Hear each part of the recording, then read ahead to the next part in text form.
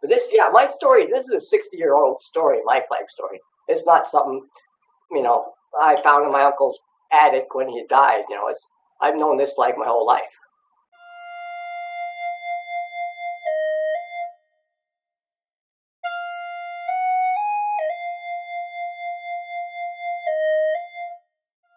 Yes, okay, sure. My father actually, he'd graduated in high school and the Depression right at like 37, 38.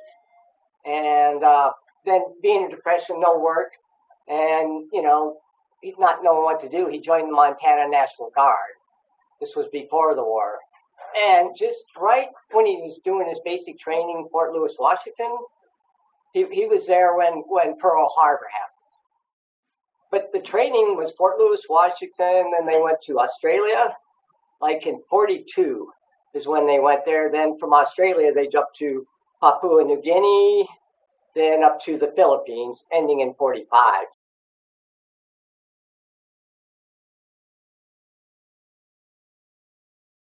My father had a footlocker with all his war memorabilia in there, and what he brought home from the war. And the footlocker had photos, letters from home, military letters. He had some machetes he picked up in I think in the Philippines or something, but they were just local native machetes, grass skirt. It had his uniform in there, which he was cremated in. Had a bloodstained sailor hat.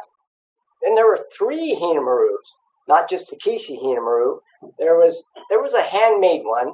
I remember that one. It was hand sewn. It wasn't like the fancy silk ones or that were purchased. I'm assuming it was handmade, and that's still, my sister still has that flag. One of my sisters do. This was after my father died. We inherited those.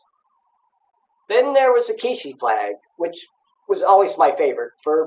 Don't know why, and I knew these flags were personal. My father had told me that because when we go down, I knew they weren't battle flags or that they were love letters from home.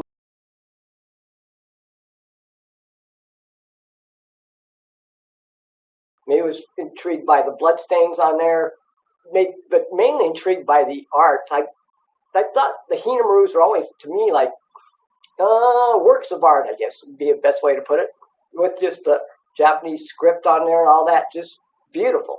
And I remember as a child going down there with a magnifying glass and just looking at, how beautiful these were. So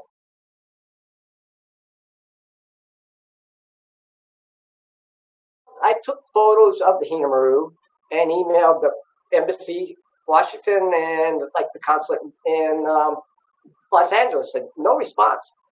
And I had a Japanese neighbor with older parents, and I showed them the diary and the flag, and they were very polite, but just standoffish.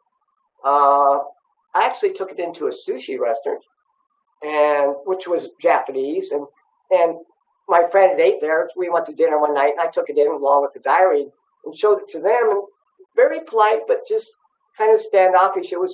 I thought it was a cultural thing. They didn't want to talk about the war or something, so that's where I gave up. But then when I met Yuji, my colleague, what I'd asked him, I told him I'd had a flag in the diary, and he was immediately interested in that. He was the first Japanese person I ever met that was actually showed interest.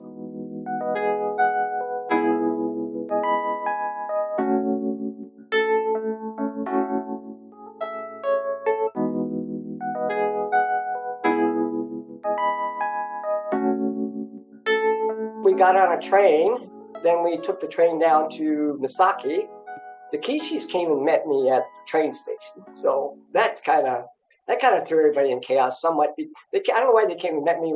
It was out of respect, but I remember that it was kind of funny because on the train, all of a sudden, when they're getting off the train, everybody's, "Oh, the Kishis here! The Kishis are here!"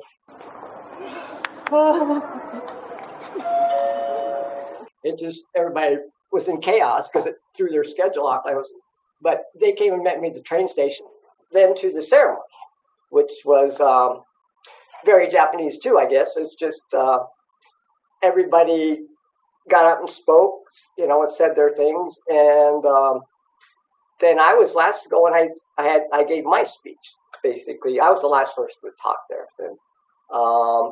Then I pretty emotional speech. I kind of explained the same story. I'd known my flag my whole life, and it's how I'd researched and wanted to give it back to Japan, and so just that kind of story. So then the actual handing over of the flag, I mean, it was so emotional for me at the time too. When I finally handed it over correctly, and when all the cameras went to the Kishis, and when they're looking at the flag and all that, I walked away. I just went to a window, cried, much to the chagrin of my interpreter. So she's trying to watch the ceremony. What's this American doing wandering off in the middle of the ceremony? But so she had to bring me back to the table. But yeah, it was, once that I saw the Kishi's emotion getting that flag, Mr. Kishi's first words, what the interpreter told me was, "Grandfather has come home." But he took the flag, when he's taking the flag and going over to the grandkids, he says, "Grandpa's come home." That's what, then I had to leave to the window. Yeah. That, if there's any reason why you should return one of these Hinamarus, it's the Kishis.